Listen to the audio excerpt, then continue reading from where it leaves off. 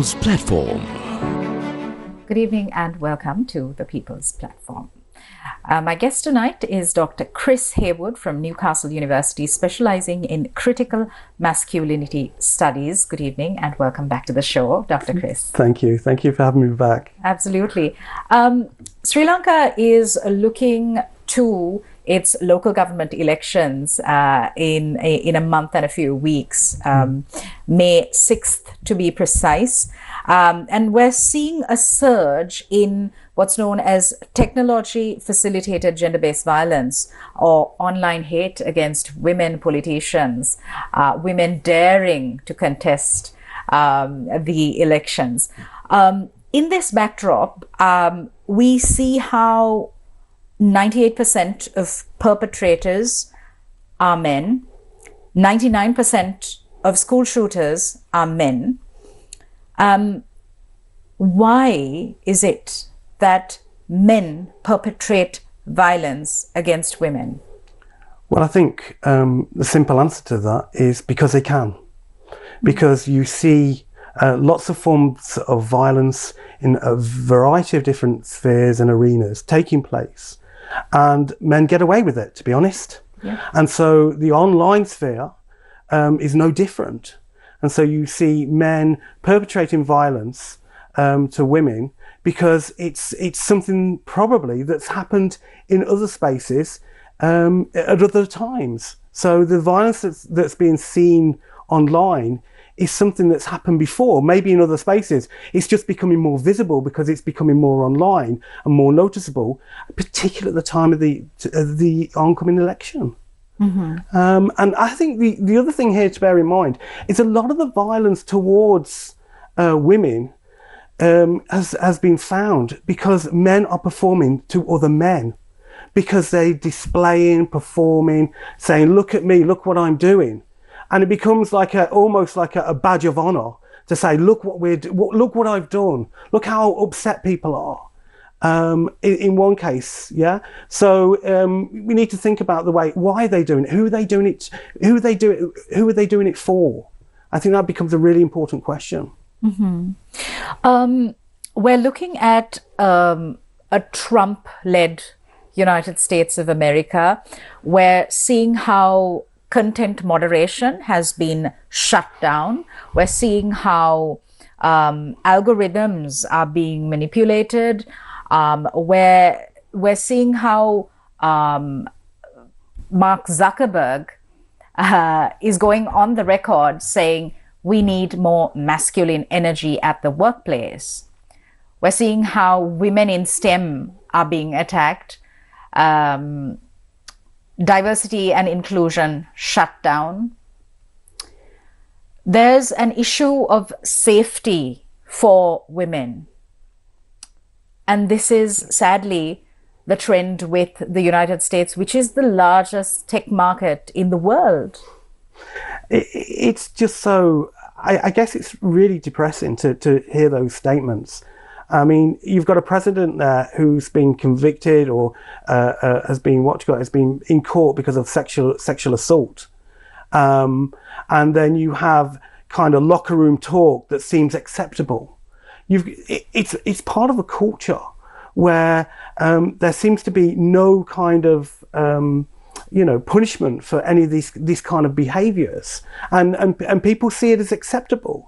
One of the things around what's happening in the US in terms of, say, social justice is this assumption that anyone naturally reaches to the top. It's a natural progression, and any form of support or any kind of safety net for some of the disadvantaged communities, they're seen as being artificial, that you're actually helping or improperly helping people.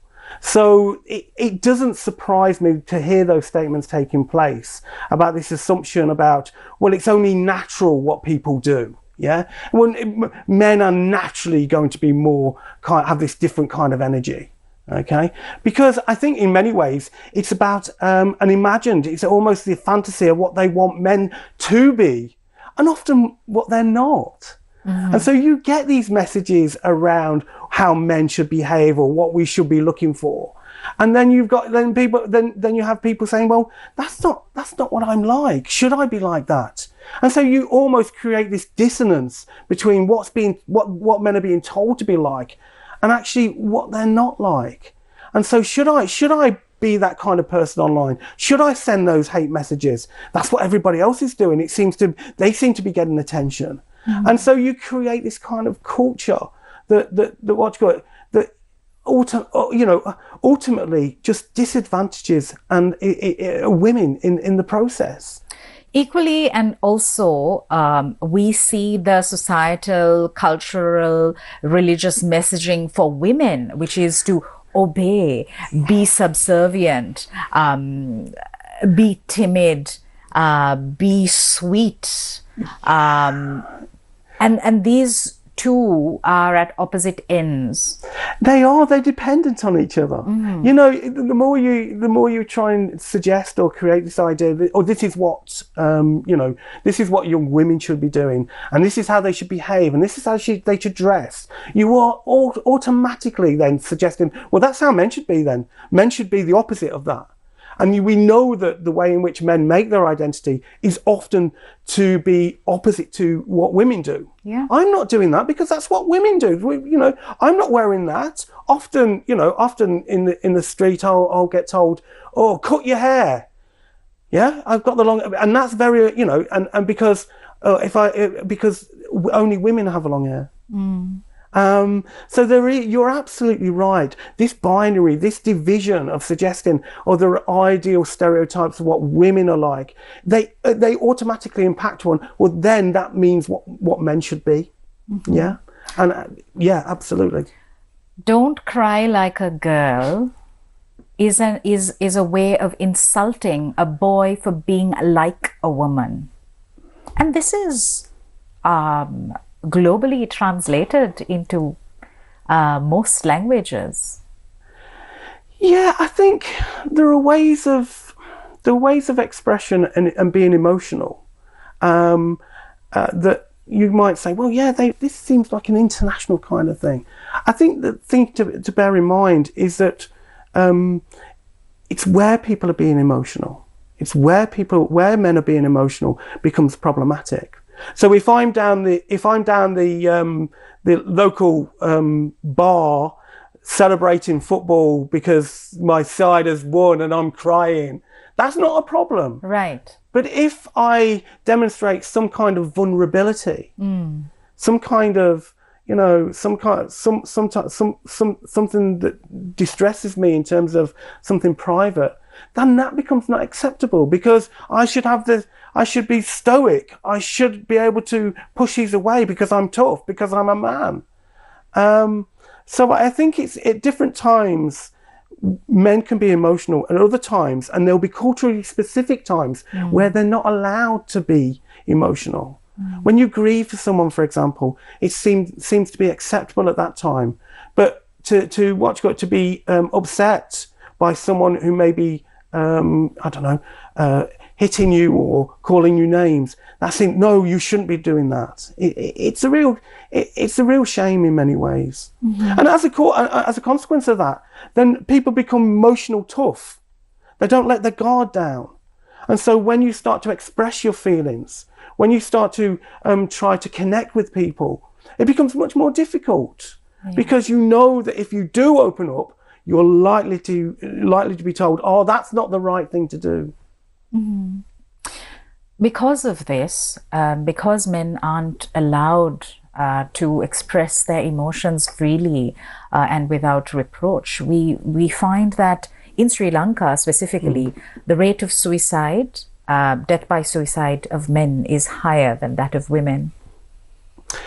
Yeah, well, I'd be interested as well to look at how many women are talking to other maybe health professionals, talking to their friends. Yeah. How many, at what point does talking about how you're feeling become the everyday, become something that's not a problem to do? I think possibly because of the history and the way in which, in terms of safety, women talking to other women and being able to express themselves. I don't think men have had that in the past. Yeah. I think, and the idea that, men haven't had the opportunity to talk freely with other men, because why, you don't want to be, you don't want to disclose something that's going to make you look weak. Yeah. And talking about your mental health, talking about your well-being to other men is often seen as a form of weakness. Mm-hmm. Yeah. Dr. Chris, let's talk a bit about the research that you've done, Becoming a Man in Sri Lanka, Understanding Post-Compulsory Education Trajectories in Sri Lanka. For the purpose of this research, you've done a qualitative and quantitative study. Speak to us about what some of these interviewees said to you. Well, let's building on the last what we were discussing before. Mm-hmm. One of the surprising findings that came out of the research was young men telling us we don't have anyone to talk to. The pressure they feel to either succeed financially or educationally was having an impact on their health, on their mental health. They felt depressed. Where do they go to talk to? They don't have anyone to talk to.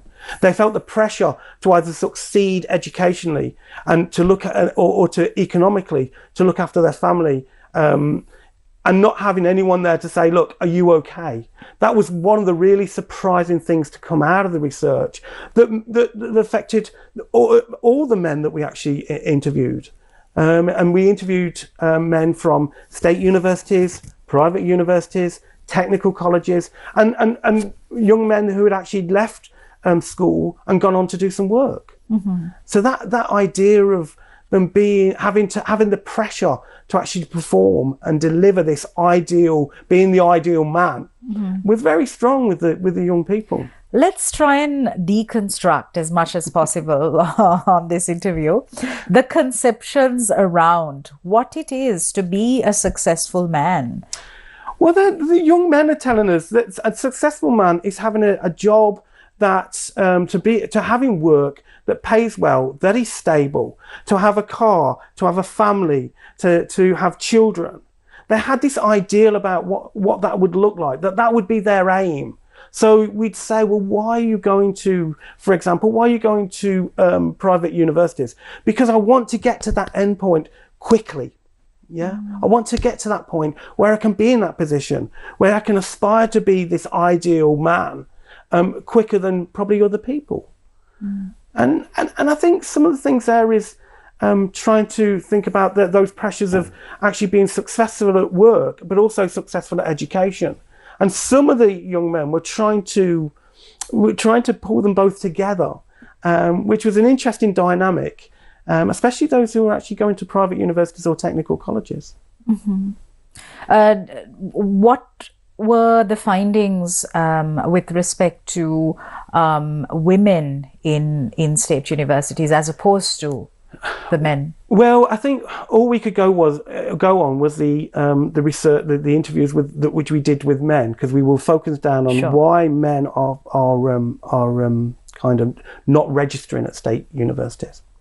And one of the findings that came out is that a lot of the young men talked about the way that women had less choice, less opportunity. So the reasons why more women were registering on state university degree programs was because that was one of the choices that were open to them.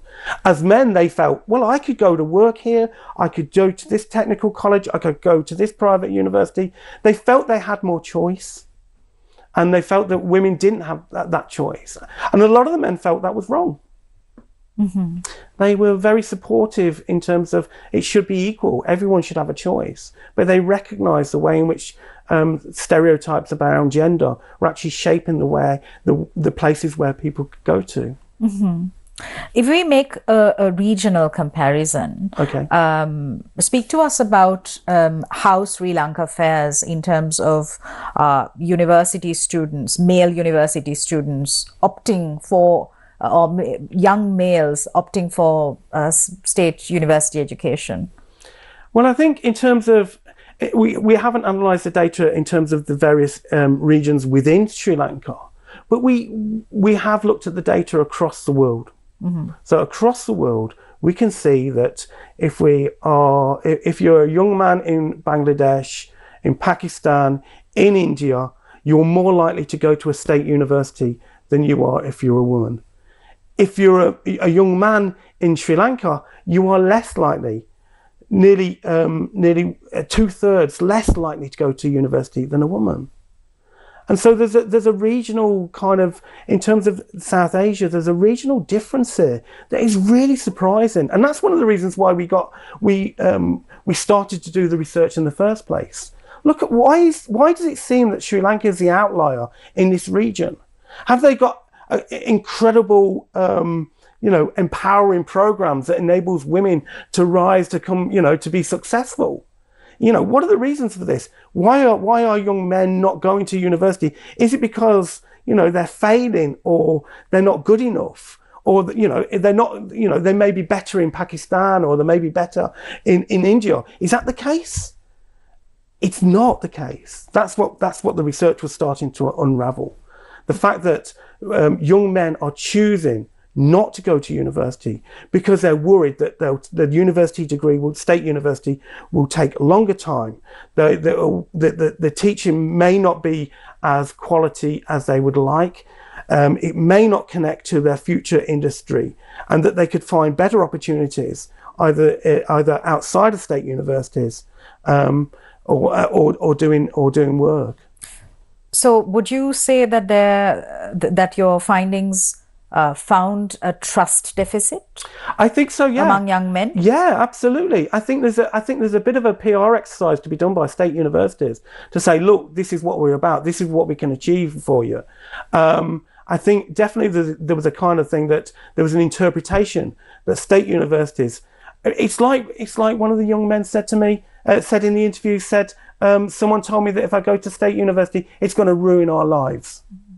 If that's the discourse that's circulating around young men and perceptions of state university, then that discourse, those perceptions, have to be challenged. Of course.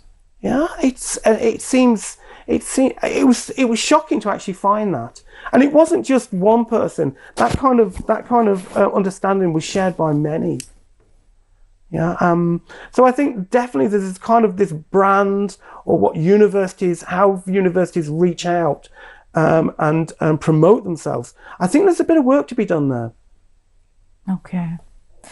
So this necessarily also means that women are moving ahead in university education.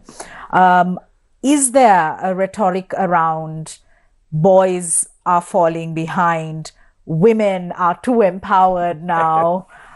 I think that is a common theme. There is a worry that boys have become the victims in this, and the assumption that women are moving too far ahead.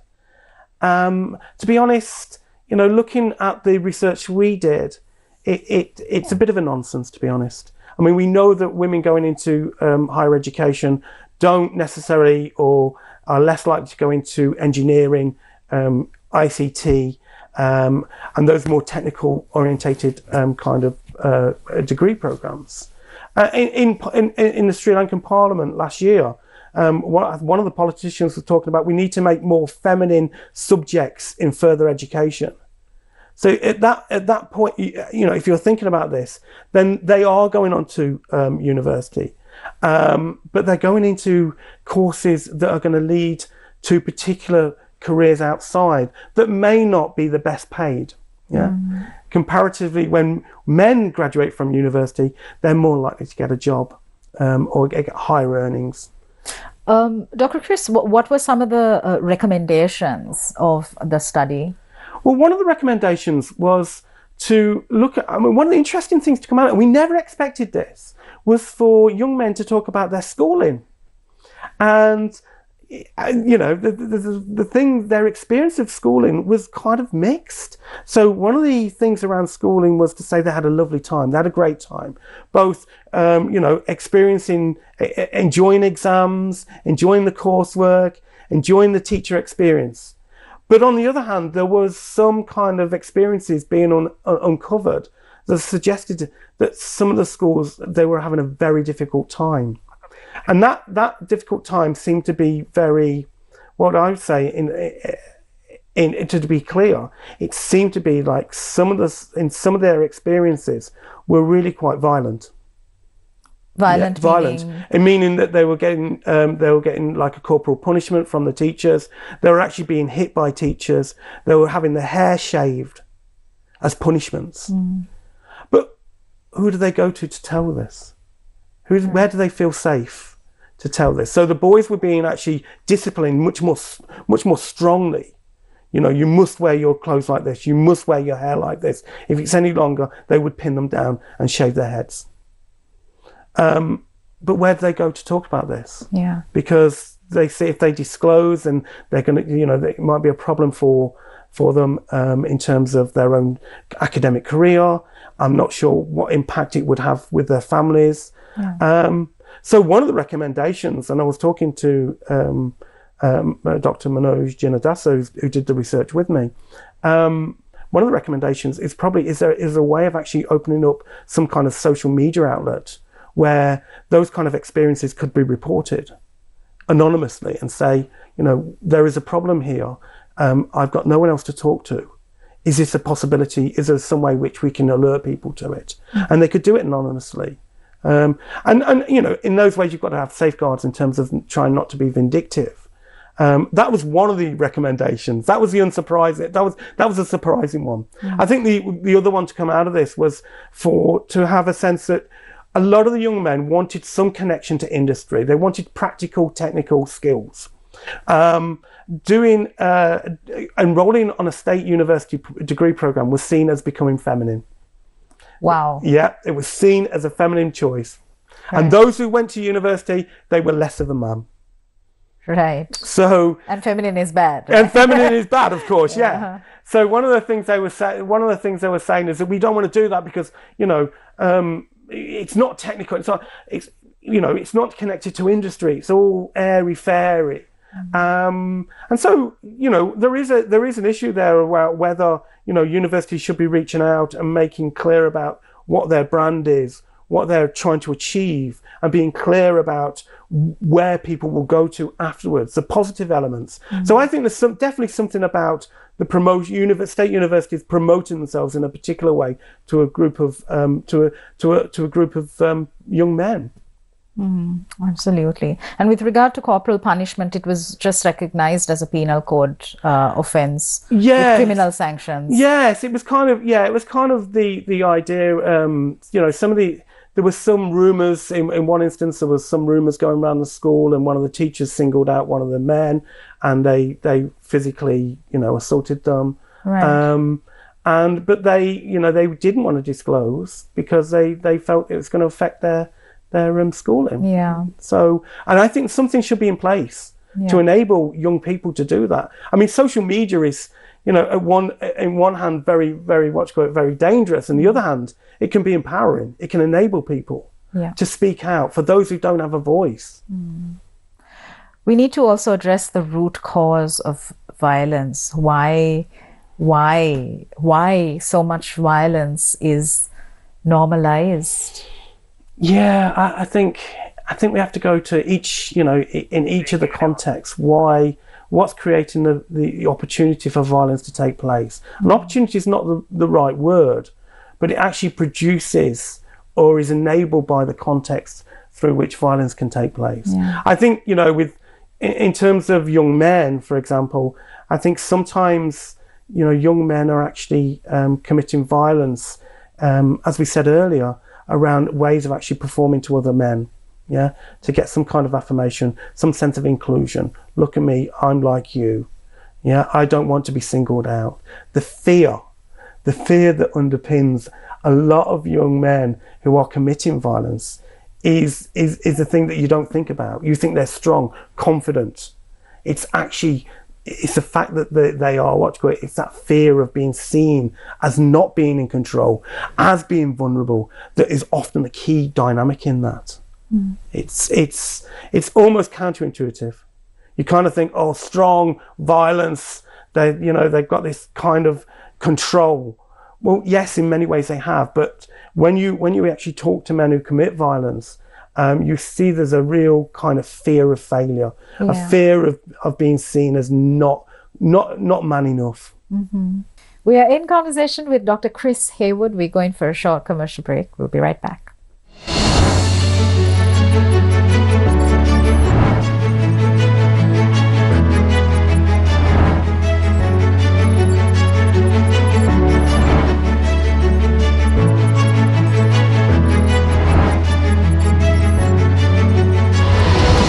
The People's Platform. Your biceps are totally swollen, Honorable.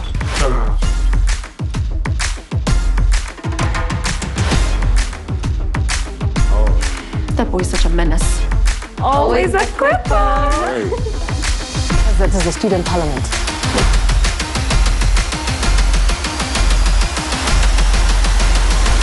Prefect. Tomorrow at 6:30 p.m. on TV1.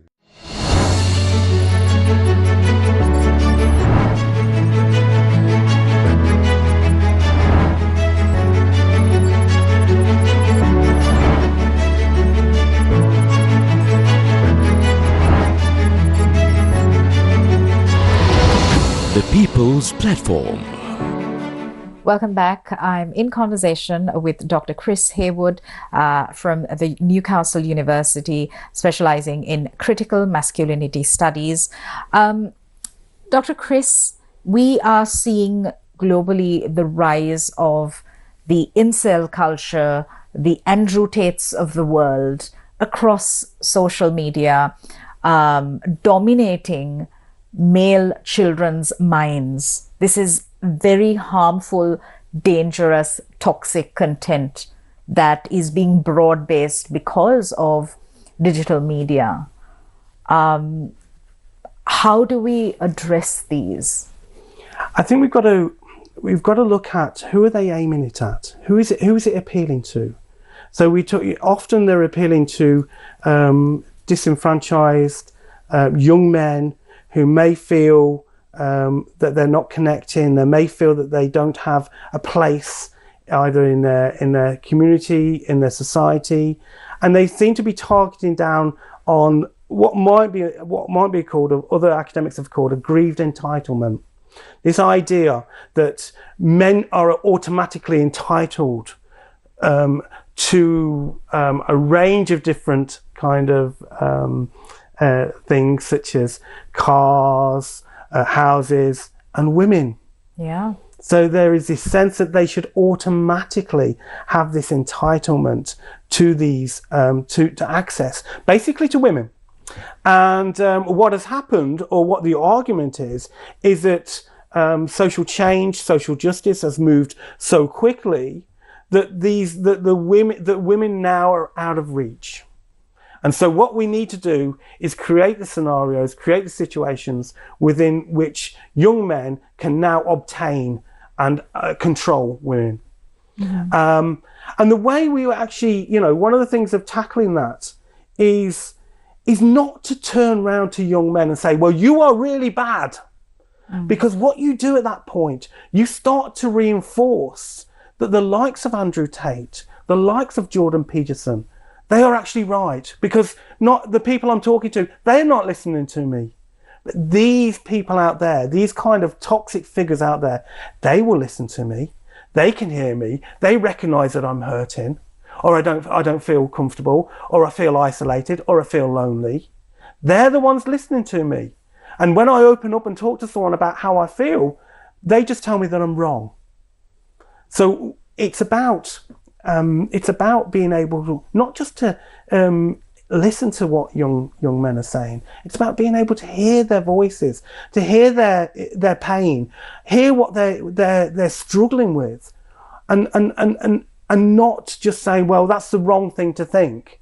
We need to listen to say, okay, why are you feeling like this? How have you come to this position? Not to say, oh, that's really wrong. You just reinforce it. Mm-hmm. So we need strategies. We need interventions to put into place that can actually support young men, enabling them to tell people how they feel. Because at the present time they don't, and the only people listening are people like Andrew Tate. They're the only ones out there that say, yeah, okay, I understand your pain. Nobody else is. So this is what you do about it. And that is, and it's a difficult conversation to have because you're not necessarily affirming how young men feel about women. You're trying to understand why they're feeling that at the time. The rates of violence against women are steadily on the rise. On the news, we report these incidents of husbands killing their wives, of boyfriends killing their girlfriends, of young men killing girls who refuse to go out with them. However, we don't connect this violence with the education system failures. We don't connect this with or to policymakers. So these are all just floating around in their own silos. And we're so reactive. And we only know to exclaim, have a bunch of statistics. It's fascinating. It's fascinating that you can have all these incidents of violence against women and they're all committed by individuals. Yeah. No one kind of pulls together and say, this is a group of men doing this. Yeah. Now, if those individuals committing violence were of a particular religion or class, then they would be labelled probably something around terrorists. But they're not, because it's individualised. It's almost like when men commit violence against women, they're not men, they're just other people. They don't see the masculinity, the gender in there. That there is, school shootings are the classic one. Yeah. It's young men that are doing most of the school shootings and most of the victims are young women. And that's not reported. It's something to do with their psychology, something individual in there. And we're not drawing out the fact that there is a group of men that are actually committing crimes against women. It's a gendered crime. Yeah. It's not gendered because the victims are women. It's gendered because the perpetrators are men. That's where I would see it. Mm-hmm. And that's something that's seriously got to be tackled. Yeah. For me, it makes me so angry to see, like you're talking about, instances of partner violence that, just go untracked, or it's another one. And it's just unacceptable. I did a little bit of research with men who had committed domestic violence, and they saw the violence as minimal. Okay, right. So they minimalized it. Yeah. I was just talking to them. Well, no, you were actually beating them at the same time. There was a kind of thing where they were talking to me about the way in which domestic violence was seen as, it's nothing really. And it was absolutely, absolutely injurious to the people they were with. So I think we have to get into why they're doing that and talk and listen to their perspectives, or listen to why they're feeling like that. I think that's one way in there. Again, it's not to say this is appropriate or this is what should be done. It's kind of say, okay, tell me why, because once we know why, we can make a strategic intervention. If we are to look at this issue in a solutions-oriented manner, how can we go about deconstructing masculinity, inculcating empathy, relationship education, comprehensive sexuality education, through schools, universities, training centers, vocational training centers, etc. How do we bring in the policymakers? How do we bring in our dramatists and artists and our psychologists and our psychiatrists and our educators? How do we really sort out this issue? Because I am aware that these conversations are being had, but what do we do to make this more forthcoming, to make this a safer, more equitable more inclusive space for women and vulnerable groups? It's it's the most important question, to be honest. I think there are a number of ways in which this can be done. I think the first thing to do is not to draw upon common sense when you're having the conversations. I think you need evidence-based understandings, so you can actually go into places and talk about what people feel, how they think, what is happening. I think we need conversations in the right places. We're having the conversations in some of the right places, but not all of them. So when we talk about, say, curricular development in schools, are we having the right conversations where we're putting, gender-based violence at the forefront of that curricula? Are we actually mentioning it, for example, in history?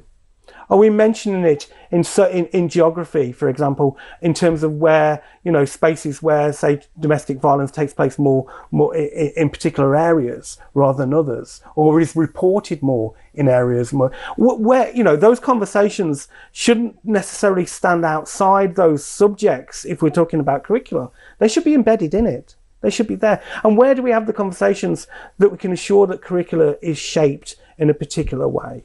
I think that's one of the things we should be doing. The other thing is to recognise that when we do have the evidence, that policy analysts, collect the evidence. And this is we had the national conference at Kalenia University, and one of the policy analysts there was talking about the way in which they collected evidence around differences between men and women, for example. But then presenting that evidence in form of a policy strategy is a political issue.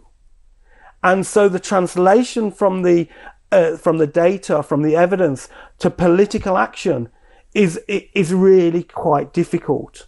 Because once you start suggesting, kind of interventions, for example, around sexuality education, is the government brave enough to take that on? Is it brave enough to reach out and support and make safe spaces for some of the more marginal communities? Or will they be governed, or will they have to respond to some of the more kind of stronger forces within society? Mm-hmm. Yeah, so it's very difficult. You can have the evidence, you can have the conversations, but translating it into a kind of political action, it's a very sensitive area. Mm-hmm. I mean, you'll know more than anyone that politics is so transient that it can move often in very different ways. And some things around gender, sexuality can be very politically sensitive. Mm-hmm. And so the conversations need to take place. But I think it should be, a more gradual, a kind of step by step, bringing in key players, key stakeholders into those conversations, so they don't feel isolated or left out, mm-hmm. and embed them in. But the difficulty with that is that it may take a longer time. If we look at what Donald Trump's done in the US, I think that the change and the impact on policy has been devastating for marginal groups. Yeah. But one of the things that we might be able to learn from that is a way of the instant decision making, the quickness with it. So quick decisions, making interventions very quickly. I think they're the wrong interventions, but having that confidence to say, right, I'm going to do this order. It just disrupts everything we're kind of used to in terms of politics. Mm. So I think conversations should take place. We should be including people. And although we have to take our time in having those conversations, we need to ensure that those conversations result in something, result in action, and not just stalling, because that can take place. Yeah. And finally, how important is it for men to recognize that vulnerability is strength? It's not a weakness, because we know that by now women are doing the inner work. Women are sitting with themselves, decolonizing their minds, decolonizing their bodies, deconstructing notions of of societally crafted beauty, engaging in rest, in sleep, in solitude, in meditation, in prayer, in building community and friendships, in finding their passion, in going to therapy, whatever it may be. We see women are making an effort to do this inner work. And this is where men are being left behind. And it is incumbent upon the men to themselves engage in it without expecting the women to mother them or clean up after them. Yeah, I mean, you touched on something really, really important. You can see that who's doing the emotional labour in a relationship? Who's often doing that emotional labour of making things work, of making sure everything's okay? You'll often see it's the women doing that. Yeah. So women taking responsibility for that. And there's a kind of thing here where, you know, men having a conversation with themselves is one of the things that's really important. So like you say, there's a sense where I think that women are becoming more, or have been able to become more reflexive on what they're doing, having that conversation. And men, they're not, because I honestly think that when men start to self-doubt, then it becomes a sign of weakness. When they start to reflect and say, should I be doing that? No, I shouldn't be talking like this. You know, I should be clear. I should know automatically what's going on. Yeah. So there's a sense, ultimately there's a sense of fragility around men, because if you start to poke them and say, hold on, why not do this? That kind of performance about how to be a man starts to crumble a little bit, starts to fracture. Mm-hmm. And if you start asking questions about, well, why don't you just take some time to yourself? No, why should I? The body comes, you see the body just straighten up, harden up, because that's something they can't do. So, in terms of strategy, interventions, in order to enable men to have conversations, time with themselves, to take their time back, to relax, to meditate, to pray, just to chill out in a way that doesn't mean you've got to enact some masculine performance. It's something we've got to work out. Mm-hmm. We're hopeful of better days. Yes. Thank you, Dr. Chris Haywood, for the incredible work you do. This is much needed for the world. Thank you very much. Thank you for having me again. Absolutely. Thank you for watching us. We'll see you again next week. Good night.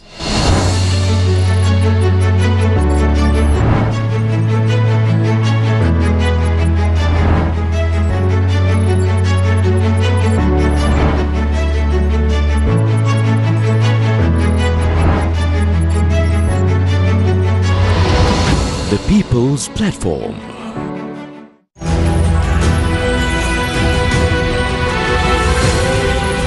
TV1.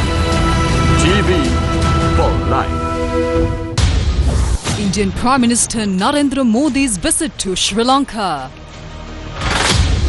China imposes retaliatory 34% tariff on all US imports. New permit system for agricultural land. President's announcement in Anuradhapura. Yoshita Rajapaksa and Daisy Forrest indicted. Supreme Court dismisses 53 writ petitions and 6 fundamental rights petitions over local government nominations.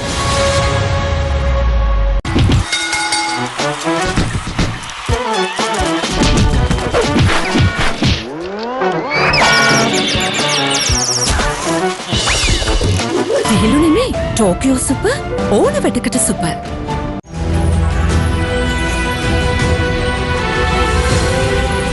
TV1. TV for life.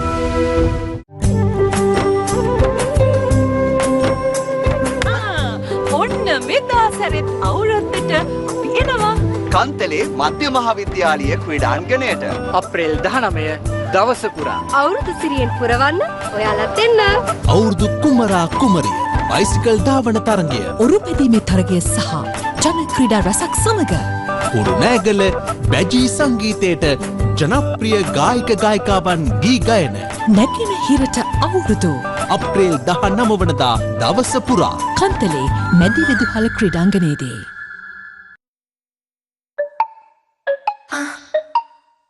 Hey, hey, hey, hey.